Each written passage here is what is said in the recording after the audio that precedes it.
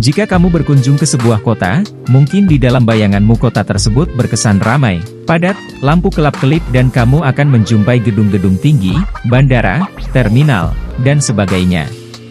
Namun, jika kamu menengok beberapa kota di negara lain, ada kota yang terkesan aneh. Hal aneh ini dipengaruhi berbagai macam faktor yang tidak biasa sehingga tempat ini menjadi agak berbeda dari kota pada umumnya. Nah, apa saja keanehan tersebut? Kami sudah merangkum 5 kota teraneh di dunia, semoga kamu tidak kaget ketika mengunjungi kota ini nantinya.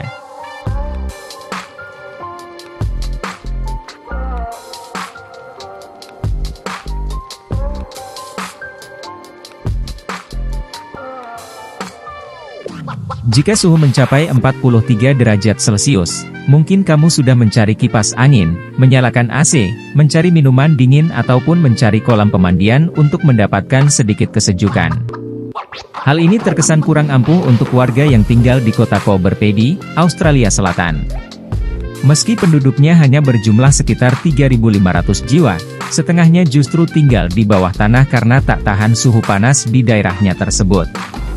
Suhu ekstrim membuat mereka pada awalnya hanya pindah dan tinggal ke bekas lahan tambang batu opal, tetapi lama-kelamaan, mereka merasa nyaman dan memperluas area dengan membangun gereja, restoran, bar, bahkan hotel di bawah tanah. Nah, penasaran dengan keanehannya? Silahkan kamu dapat berkunjung ke kota Coober Pedy, Australia Selatan.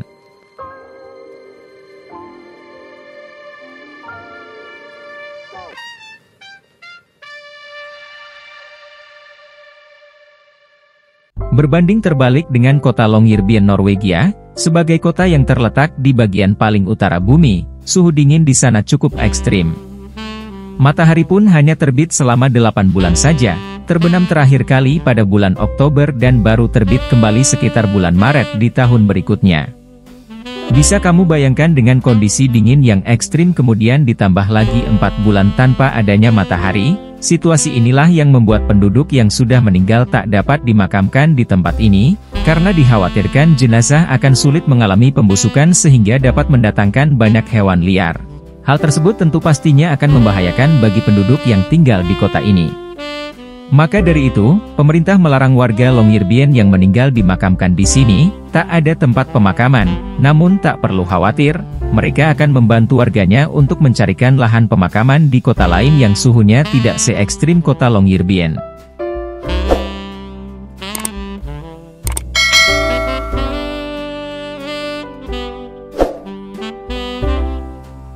Sebuah kota normalnya tidak memiliki warna khusus. Namun lain halnya di kota Chefchaouen di Maroko, dikenal sebagai kota biru. Nama ini diambil karena seluruh bangunan di kota ini dicat dengan warna biru. Kota Chefchaouen didirikan pada tahun 1471 oleh seorang muslim bernama Moulay Ali bin Musa bin Rached El Alami. Awalnya hanya berupa beberapa benteng untuk melindungi diri dari serangan penjajah Portugis pada saat itu, namun lama-lama, orang yang tinggal di sini semakin banyak, dan akhirnya menjadi sebuah kota. Meski didirikan oleh seorang muslim pada awalnya, pewarnaan kota justru dilakukan oleh warga Yahudi yang tinggal di sini. Dalam kepercayaan orang Yahudi, warna biru melambangkan langit dan sering dikaitkan dengan surga atau Tuhan. Dan pada akhirnya, semua bangunan yang tadinya berwarna putih, dicat menjadi biru dan bertahan hingga sekarang.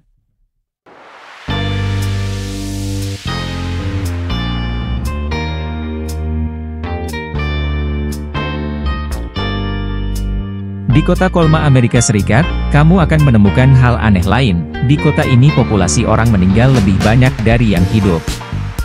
Bagaimana tidak, kota Colma berpenduduk sekitar 1.500 jiwa, namun ada 1,5 juta orang yang dimakamkan di sini. Jumlah kuburannya terus meningkat, karena pemerintah memutuskan untuk memindahkan semua kuburan dan mayatnya dari San Francisco ke kota Colma. Kota sunyi ini dulu hanya ditempati oleh penggali kubur, pemilik toko bunga, hingga pengurus kuburan. Namun, pada tahun 1980, sekumpulan orang dengan beragam profesi mulai menetap di kota ini.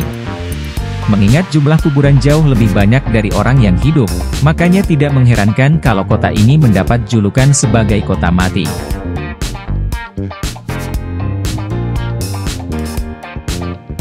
Bagian terakhir mari kita mengunjungi suatu tempat di Jepang, Di tempat ini, ada sebuah kampung yang dihuni ratusan boneka seukuran manusia. Namanya adalah Nagoro, tepatnya di Pulau Shikoku, Prefektur Tokushima, Jepang. Desa ini cukup terpencil sehingga ditinggalkan oleh masyarakatnya. Sampai pada tahun 2019 tercatat hanya ada sekitar 27 penduduk yang ada di Nagoro.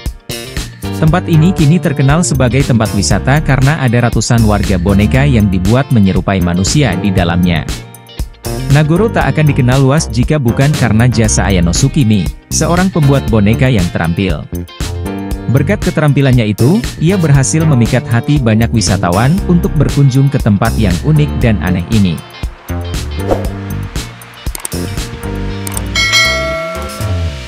Demikian sedikit rangkuman kami dari berbagai belahan dunia, semoga menjadi wawasan unik untuk kamu semua.